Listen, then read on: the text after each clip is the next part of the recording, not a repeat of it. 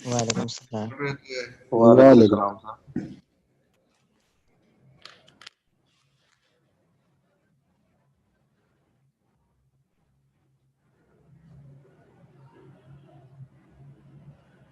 हम कल पढ़ रहे थे सूट बाय और against minors and persons of unsound mind, और इसमें हमने कल रूल 4 तक पढ़ा था। उसके बाद रूल 5 एंड ऑनवर्ड्स है। रूल 5 बता रहा है representation of minor by next friend और गार्जियन फॉर द सूट।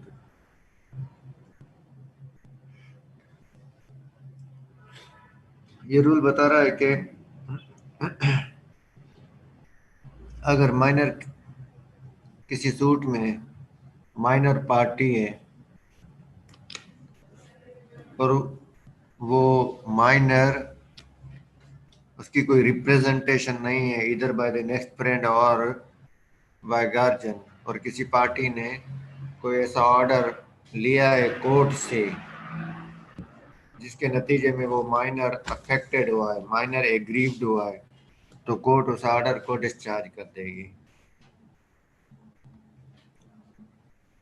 ये रूल दो हिस्सों में डिवाइडेड है। फर्स्ट पार्ट कहता है every application to the court on behalf of a minor other than an application under rule 10 sub rule 2 shall be made by the next friend or by the guardian for the suit। हमने last जो 4 rules थे उसमें पढ़ा कि जो suit दाखिल किया जाएगा माइनर की तरफ से वो उसका नेक्स्ट फ्रेंड दाखिल करेगा, और माइनर अगर डिफेंडेंट है तो कोर्ट उसका गार्जियन अपॉइंट करेगी। ठीक है ना, ये दोनों उसके माइनर के इंटरेस्ट को प्रोटेक्ट करेंगे। माइनर के इंटरेस्ट को प्रोटेक्ट करने के पर्पज के लिए नेक्स्ट फ्रेंड और गार्जियन की कंडीशन है। हमने ये कल ये भी पढ़ा था कि कौन कौन उसका गार्जियन या नेक्स्ट फ्रेंड हो सकता है। अब रूल 5 में के फर्स्ट पार्ट में बताया गया कि हर एप्लीकेशन कोर्ट में जो भी एप्लीकेशन होगी वो माइनर की तरफ से जो एप्लीकेशन होगी वो या तो नेक्स्ट फ्रेंड फाइल करेगा या गार्जियन फाइल करेगा, मा सवाए वो एप्लीकेशन जो रूल 10 और रूल सब रूल 2 के तहत है। रूल 10 सब रूल 2 के तहत जो एप्लीकेशन है वो है कि अगर इस गार्जियन इस नेक्स्ट फ्रेंड की डेथ हो गई, रिटायर हो गया, उसको हटा दिया गया, फारिग कर दिया गया, तो ऑब्वियसली अब नया गार्जियन अपॉइंट करना होगा। तो नए गार्जियन के लिए नया पर्सन ही एप्लीकेशन देगा, तो ऑब्वियसली वो ऑलरेडी अपॉइंटेड तो गार्जियन है ही नहीं। तो ऐसी सूरत में रूल 10 और सब रूल 2 की एप्लीकेशन के अलावा हर एप्लीकेशन जो मूव होगी कोर्ट में वो थ्रू द नेक्स्ट फ्रेंड या गार्जियन की तरफ से होगी।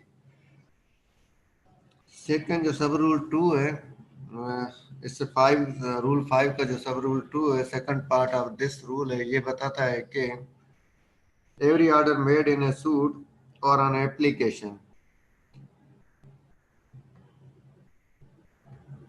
every order made in a suit or on any application before the court in or by which a minor is in any way concerned or affected। Suit में कोई किया गया कोई ऑर्डर या किसी एप्लीकेशन पर किया गया ऑर्डर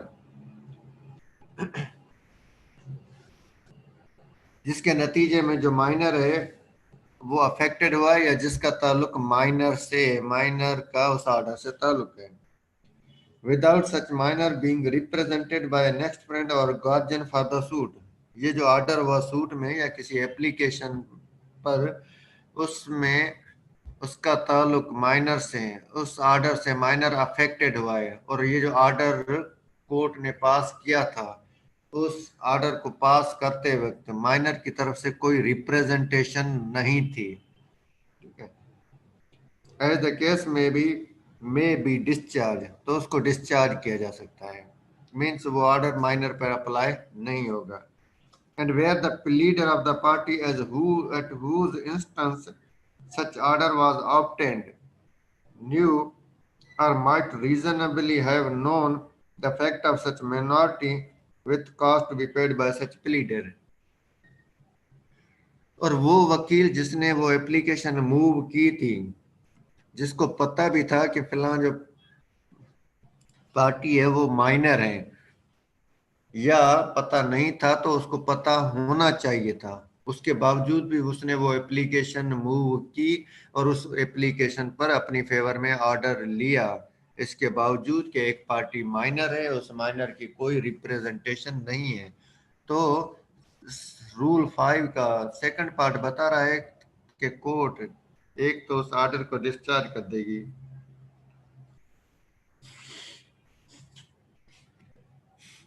सेकंडली कि वो प्लीडर जिसने वो ऑर्डर हासिल किया उस पर कास्ट इम्पोज करेगी और वो कास्ट उसको पे करना होगी।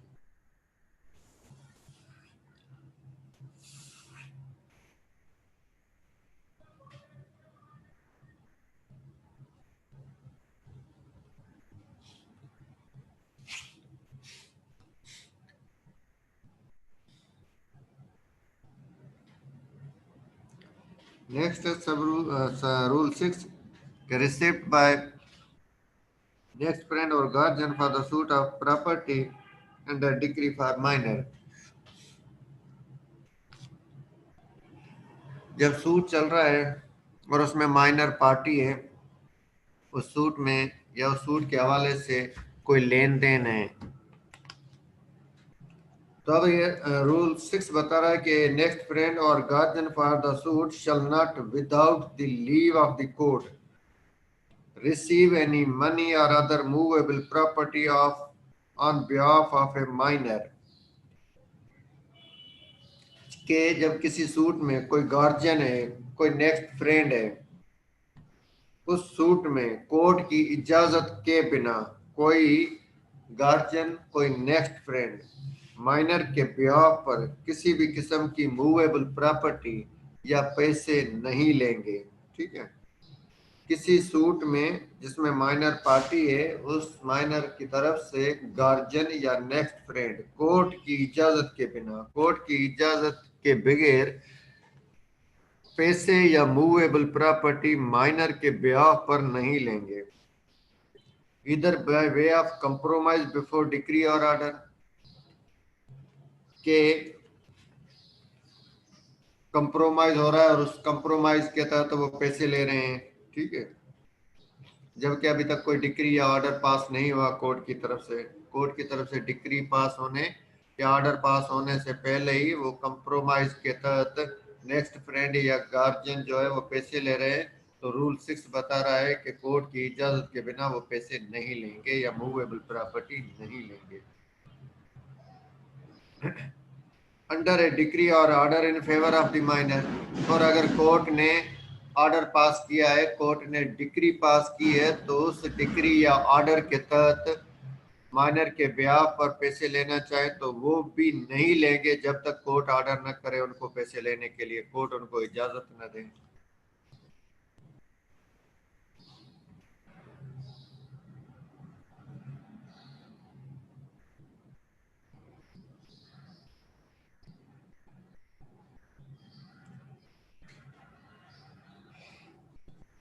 Where the next friend or guardian for the suit has not been appointed or declared by competent authority to be guardian of the property of the minor,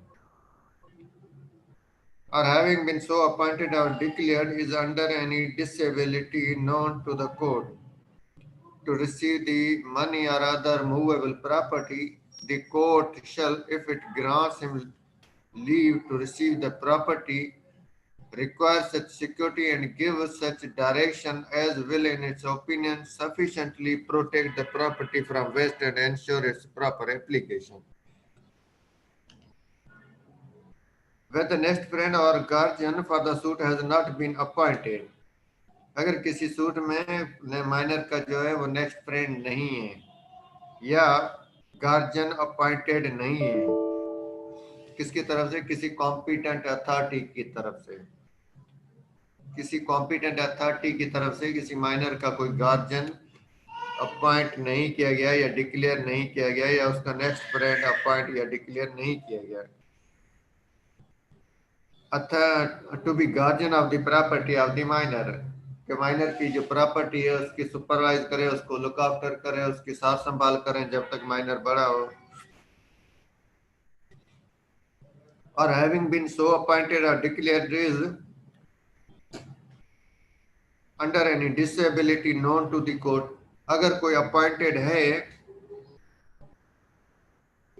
या डिक्लेयर किया गया है तो वो गार्जियन अंडर डिसेबिलिटी है known to the court to receive the money or other movable property। वो appointed या declared guardian है, वो उस डिसेबिलिटी की वजह से उस माइनर के ब्याह पर मूवेबल प्रॉपर्टी या पैसे नहीं ले सकता। ठीक है, तो अब ये रूल 6 का सब रूल 2 क्या बता रहा है कि the court shall if it grants him leave to receive the property.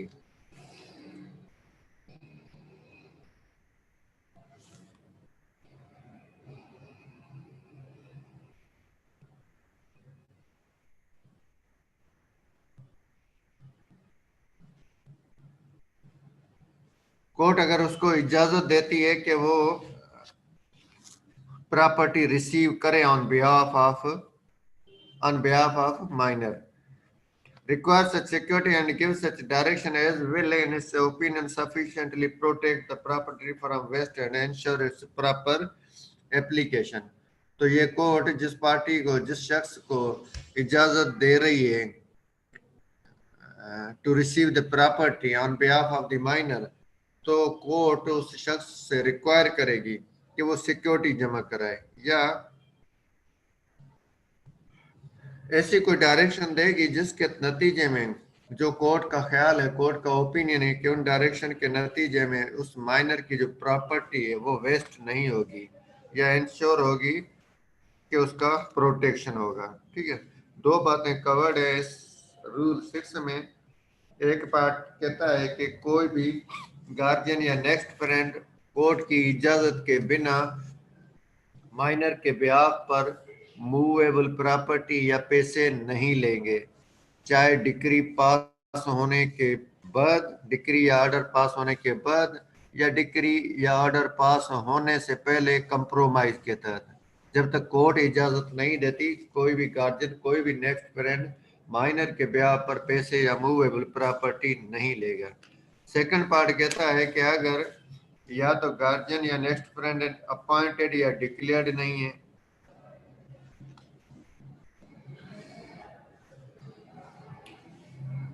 या अपॉइंटेड या डिक्लेयर तो है लेकिन अंडर डिसेबिलिटी है। अंडर डिसेबिलिटी से ये भी मतलब है कि कोर्ट की इजाजत के बिना वो नहीं ले सकता। ठीक है ना, तो ऐसी सूरत में कोर्ट अगर उसको इजाजत देती है कि वो प्रॉपर्टी रिसीव करे ऑन बिहाफ ऑफ माइनर, तो माइनर की इस प्रॉपर्टी को प्रोटेक्ट करने के लिए या उसको वेस्टेज से बचाने के लिए कोर्ट रिक्वायर कर सकती है उस शख्स को जिसको इजाजत दे रही है प्रॉपर्टी रिसीव करने की कि वो सिक्योरिटी दे।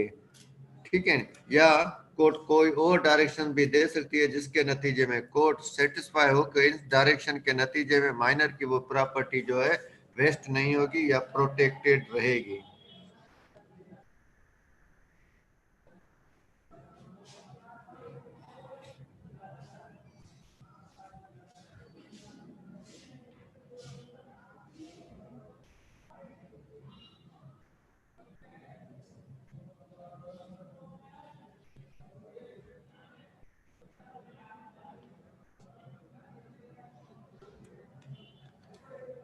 रूल 7 है एग्रीमेंट और कंप्रोमाइज बाय नेक्स्ट फ्रेंड और guardian for the suit. No next friend और guardian for the suit shall without the leave of the court expressly recorded in the proceeding enter into any agreement or compromise on behalf of a minor with reference to the suit in which he act as a next friend or guardian। Rule 7 जो है एक तरह से मना कर रहा है, बात कर रहा है कि कोई भी नेक्स्ट फ्रेंड या जो गार्जियन है, किसी सूट में माइनर के ब्याह पर कोई गार्जियन है या कोई नेक्स्ट फ्रेंड है, तो वो नेक्स्ट फ्रेंड, वो गार्जियन कोर्ट की इजाजत के बिना, जो कि एक्सप्रेसली होगी, प्रोसीडिंग में रिकॉर्ड कराई जाएगी, कोर्ट की इजाजत एक्सप्रेसली होगी, प्रोसीडिंग में रिकॉर्ड कराई जाएगी, मींस ऑर्डर की सूरत में होगी। वो नेक्स्ट फ्रेंड या गार्जियन माइनर के ब्याह पर किसी कंप्रोमाइज या किसी एग्रीमेंट में एंटर नहीं हो सकता। मींस कोर्ट की इजाजत के बिना माइनर के ब्याह पर कोई भी गार्जियन, कोई भी नेक्स्ट फ्रेंड कोई कंप्रोमाइज नहीं कर सकता। अगर कोर्ट इजाजत देती है तो फिर वो कंप्रोमाइज कर सकता है। कंप्रोमाइज किस हवाले से? उस सूट के हवाले से जिस सूट में वो गार्जियन, वो नेक्स्ट फ्रेंड माइनर के ब्याह पर अपियर हो रहे हैं। सब रूल टूर बता रहा है कि एनी सच एग्रीमेंट और compromise entered into without the leave of the court, without the leave of the court so recorded shall be avoidable against all parties other than the minor।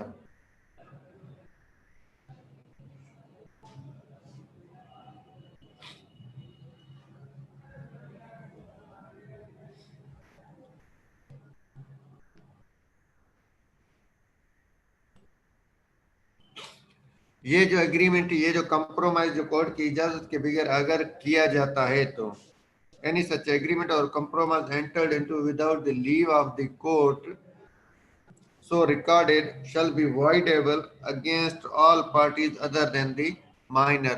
Minor के अलावा जो भी parties है उनके against जो है वो voidable है। ठीक है, voidable है मीन्स वो उसको void किया जा सकता है। अब ये डिस्क्रिप्शन पे कोर्ट देखेगी उनको कि ये कोर्ट की इजाजत के बिना जो कंप्रोमाइज किया गया है, एग्रीमेंट किया गया है, ये इसके क्या एडवांटेज डिसएडवांटेजेस है, क्या फायदे है, क्या नुकसान है, और कोर्ट उसको वाइड डिक्लेयर कर सकती है।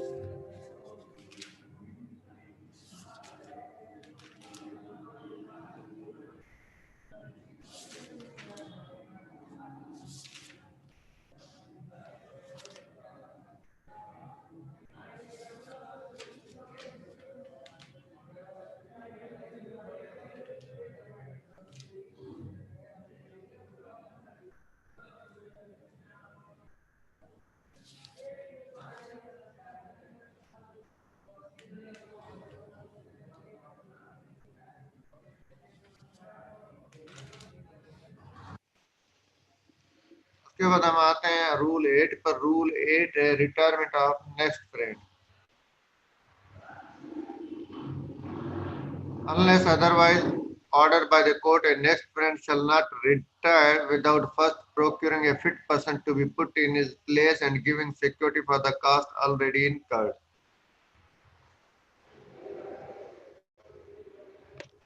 जब तक ये रूल 8 बता रहा है, ये रूल 8 है retirement of the next friend के हवाले से, और ये रूल बता रहा है कि जब तक कोर्ट ऑर्डर न करे, जो नेक्स्ट फ्रेंड है वो रिटायर नहीं हो सकता, मीन्स अपनी जिम्मेवारी से फारिग नहीं हो सकता, अनलेस जब तक वो अपनी रिप्लेस में कोई fit person, fit means physically and otherwise suitable person, proper person, जो कि माइनर के इंटरेस्ट को प्रोटेक्ट कर सके, वो अपनी प्लेसमेंट में नहीं देकर जाता, तब तक कोई पर्सन नेक्स्ट फ्रेंड की जिम्मेवारी से फारिग नहीं होगा। The application for the appointment of a new next friend shall be supported by an affidavit showing the fitness of the person proposed and also that he has no interest adverse to that of the minor।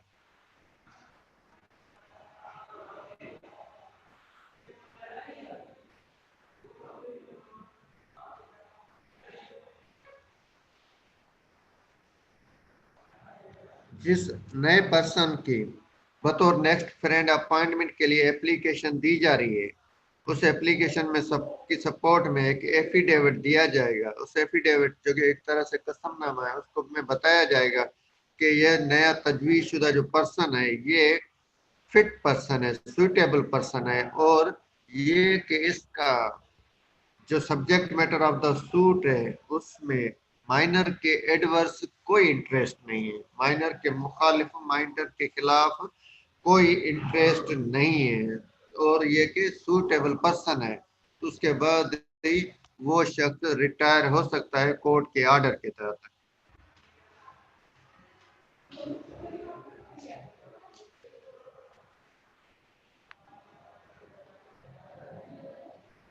उसके बाद rule 9 है कि removal of next parade.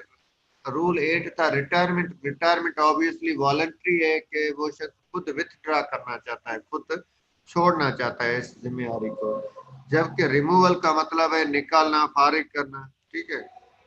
Rule 9 बता रहा है कि where the interest of the next friend of a minor is the adverse to that of the minor. जब ये बात जाहिर हुई है कि जो नेक्स्ट फ्रेंड है, और नेक्स्ट फ्रेंड कौन है, वो पर्सन जो सूट में on behalf of the plaintiff minor appear हो रहा है। ठीक है। माइनर माइनर की तरफ से जो सूट दाखिल होगा वो थ्रू द नेक्स्ट फ्रेंड होगा, और ये नेक्स्ट फ्रेंड ही ऐसा शख्स है जो कि जिसका इंटरेस्ट माइनर के इंटरेस्ट के खिलाफ है, तो ऑब्वियसली वो माइनर को नुकसान ही देगा। Or where he is so connected with a defendant whose interest is adverse to that of the minor, या वो जो नेक्स्ट फ्रेंड है वो इतना जो डिफेंडेंट है उसका इतना करीबी है कि उस डिफेंडेंट का जो इंटरेस्ट है वो तो वैसे ही माइनर के अगेंस्ट है, तो अब इसके नतीजे में उस नेक्स्ट फ्रेंड का जो इंटरेस्ट है वो भी माइनर के इंटरेस्ट एडवर्स होने का इम्कान है। As to make it unlikely that the minor's interest will be properly protected by him, जिसके नतीजे में ये जाहिर हो रहा है कि बहुत कम इम्कान है कि, या इम्कान नहीं है कि वो माइनर के इंटरेस्ट को प्रोटेक्ट करेगा। पॉइंट नंबर 1 थी कि जो नेक्स्ट फ्रेंड है उसका इंटरेस्ट माइनर के इंटरेस्ट के खिलाफ है। पॉइंट नंबर 2 ये कि नेक्स्ट फ्रेंड जो है वो डिफेंडेंट से कनेक्टेड है, उससे डिफेंडेंट से करीबी ताल्लुक है, और डिफेंडेंट का इंटरेस्ट माइनर के इंटरेस्ट के खिलाफ है, लिहाजा अब इस नेक्स्ट फ्रेंड से कम इम्कान है कि वो माइनर के इंटरेस्ट को प्रोटेक्ट करेगा। और where he does not do his duty, thirdly ये है कि वो बतौर नेक्स्ट फ्रेंड उसकी जो जिम्मेवारियां है वो नहीं निभा रहा, और during the pendency of the suit cease to reside within Pakistan. Fourthly ये है कि सूट अभी चल रहा है और उस दौरान ये हुआ कि वो आउट ऑफ कंट्री चला गया, पाकिस्तान से शिफ्ट हो गया, पाकिस्तान में नहीं रह रहा, और फॉर एनी अदर सफिशिएंट काज, या इसके अलावा कोई और सफिशिएंट काज है। Application may be made on behalf of the minor or by a defendant for his removal. तो माइनर के ब्याह पर एप्लीकेशन मूव की जा सकती है, या इवन डिफेंडेंट की तरफ से एप्लीकेशन मूव की जा सकती है कि इस नेक्स्ट फ्रेंड को रिमूव किया जाए, फारिग किया जाए। And the court if satisfied of the sufficiency of the cause assigned may order the next friend to be removed accordingly and make such other order as to cast as it thinks fit. अगर court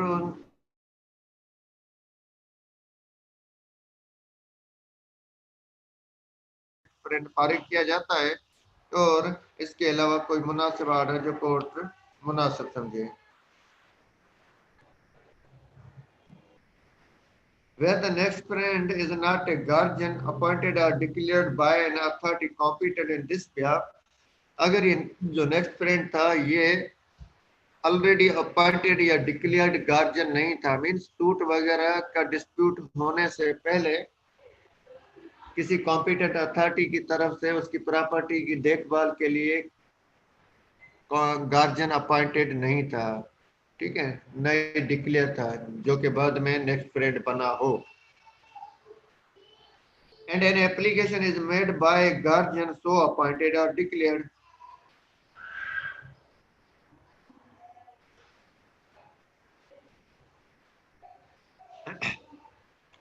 और ये कि जो guardian था, already declared guardian था या appointed था, उसकी तरफ से अब एप्लीकेशन आई है कि उसको नेक्स्ट फ्रेंड अपॉइंट किया जाए। Who desire to be himself appointed in the place of the next friend, कि इस नेक्स्ट फ्रेंड जिसको फारिग किया गया है उसकी जगह पर अब उसको अपॉइंट किया जाए।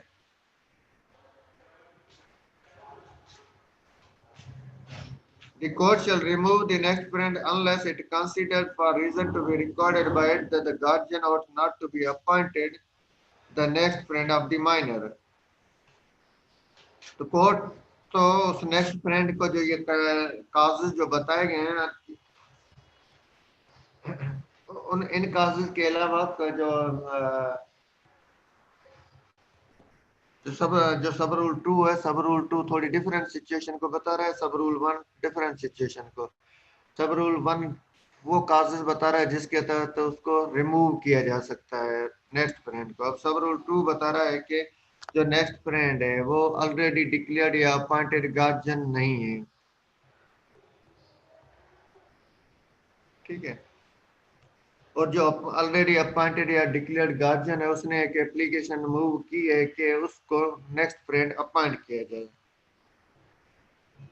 तो कोर्ट अगर सेटिस्फाई होती है तो the court shell remove the next friend, तो कोर्ट उस नेक्स्ट फ्रेंड को फारिग कर देगी unless it considered for reason to be recorded it that the guardian ought not to be appointed the next friend of the minor, unless के court ये समझे कि ये जो गार्जियन है इसको नेक्स्ट फ्रेंड अपॉइंट करने की जरूरत नहीं है। And shall thereupon appoint the applicant to be the next friend in his place upon such term as to the cost already incurred in the suit as it thinks fit। तो ऐसी सूरत में the court जो है ये जो applicant है उसको next friend appoint करेगी। आई थिंक ये जो रूल 9 पढ़ा हुआ है या जो डिस्कस किया है ये सेटिस्फाइंग मैनर में पढ़ा या डिस्कस नहीं किया गया। ठीक है, हम क्लास तो अभी ख़त्म कर रहे हैं लेकिन ये इंशाल्लाह ताला रिपीट करेंगे हम नेक्स्ट क्लास में। रूल 9 है, उस रूल 9 में थोड़ा मिक्सचर है 2-4 पॉइंटों का, तो थोड़ा ही मिक्सचर अगेन मिक्स हो गया है तो बात क्लियर नहीं होगी, मैं खुद भी सेटिस्फाइड नहीं हूँ। तो इंशाल्लाह ताला इसको रूल 9 को रिपीट कर देंगे नेक्स्ट क्लास में इंशाल्लाह ताला। ठीक है, आपका कोई सवाल हो तो आप सवाल पूछिए।